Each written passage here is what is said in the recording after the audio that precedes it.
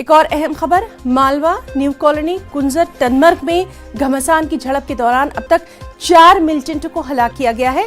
अभी भी वक्फे से फायरिंग का तबादला और सर्च ऑपरेशन जारी है।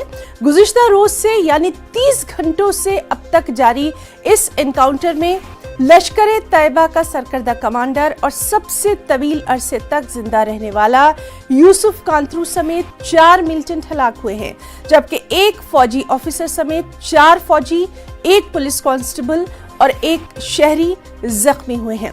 बताया जाता है कि एनकाउंटर में कई रिहायशी मकानों को शदीद नुकसान पहुंचा है। पुलिस के मुताबिक यूसुफ कांतरू की हलाकत एक बहुत बड़ी कामयाबी है जो टॉप 10 इंतहाई मतलूब 10 मिलिटेंटों की फहरिस्त में शामिल था।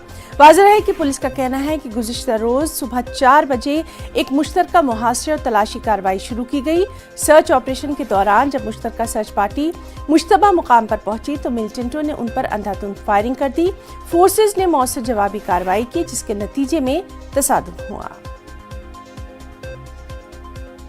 इस वक्त मौजूद है मालवा कुंजर में, जहां गुज़श्ता रोज़ से यहाँ पे एनकाउंटर जो है वो आज दूसरे रोज़ भी जारी है और अभी भी वक्फे से फायरिंग का तबादला हो रहा है। आपको हम तस्वीरों में दिखाएंगे, ये वो जगह है जहाँ पे अभी भी फायरिंग हो रही है। और इस एनकाउंटर में अब तक जो मिलिटेंट है वो 4 मिलिटेंट को हलाक किया गया है, जिसमें पुलिस ने बाज़ाब्ता तौर पर ट्वीट किया है। ट्वीट के ज़रिए से उन्होंने जानकारी दी है कि 4 मिलिटेंट हलाक किए गए। और यहाँ पर ये रिहायशी मकानात है, इसमें 4 मकानात जो अभी है उनको शदीद नुकसान पहुँचा है।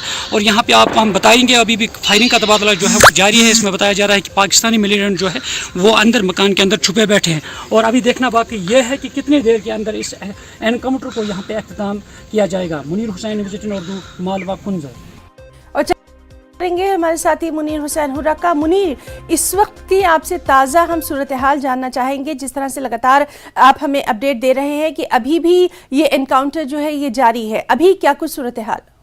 देखिए ना, अभी भी जो फायरिंग का तबादला है वो जारी है, शदुमत से जारी है। और अभी जिस मकान में मिलिटेंट छुपे थे और एक गाँवखाना मकान के साथ में है, उसी में पनाह ली है मिलिटेंट ने और उसमें एक शल दागा गया है और जिससे उस गाँवखाने में आग लगी है और आग के शोले नमदार हो रहे हैं इस वक्त। और इस वक्त जो है फायरिंग का तबादला दोनों अतराफ से जारी है ना जी।